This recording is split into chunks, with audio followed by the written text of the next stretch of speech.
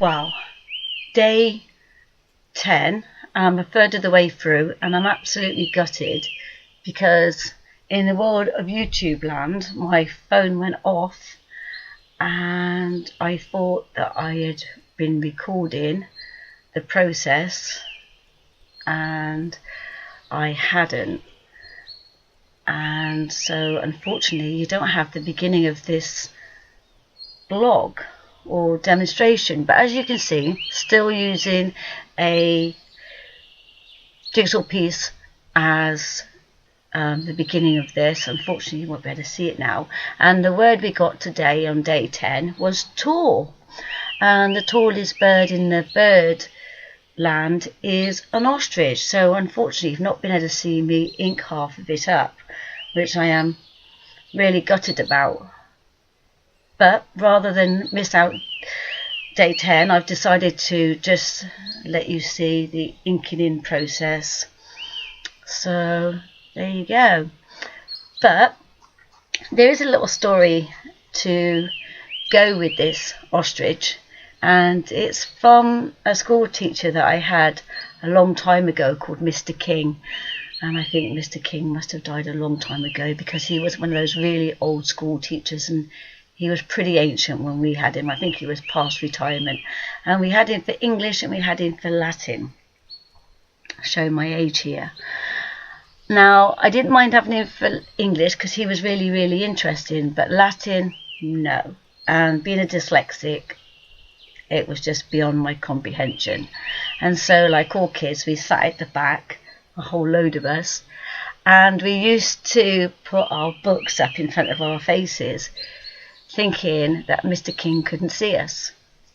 And Mr. King used to sit on the edge of his desk and say, "The ostriches at the back of the room, can you please put your books down?" And of course, curious to see what an ostrich was, or who was the ostrich, we all put our books down. And we said, "There's no ostriches." And he turned around and said, "Just because you've got your book in front of your face doesn't mean to say that I don't know you're there." A bit like an ostrich who puts his head in the sand so he can't see what's going on, but the whole of his great big body is sticking out of the hole, just like your great big bodies are sticking out from behind the book. Well, I trained as a university lecturer, and through the different things that life throws at you, eventually went into secondary school, which is a very, very different concept to being at a university. And sometimes I would have to teach lessons like science or English that wasn't my subject.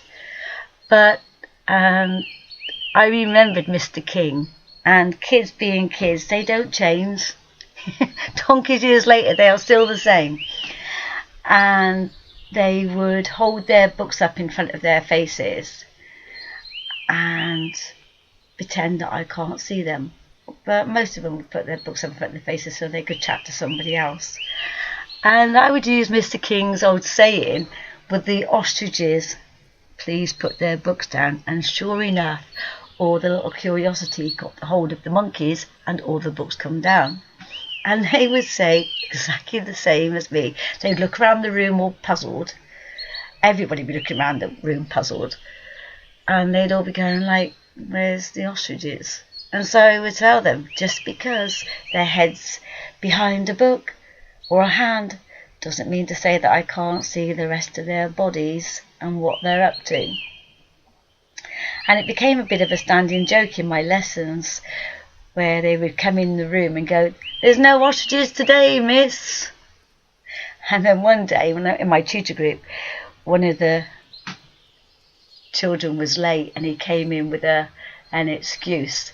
And I said that unless there was a bunch of penguins crossing over the zebra crossing, I wouldn't be interested in anything excuse that they had, because to me, a bunch of penguins crossing a zebra crossing would be pretty unique, and I could understand why you'd be late for tutor. And the little buggers came into my class and goes, "Miss, do you really like zoo animals because you've got ostriches in your class and penguins crossing zebra crossings?" So yeah, quite memorable. So I do hope that you do like this ostrich. I'm going to call him Mr. King, after Mr. King, a much loved teacher in my school. They don't make great teachers very often, but when they do, they're memorable. So I'm going to say goodbye. I hope you did enjoy what you could see. I wonder what the bird will be tomorrow. Until then, have a great day. Like, comment, subscribe if you wish. See you soon. Bye bye.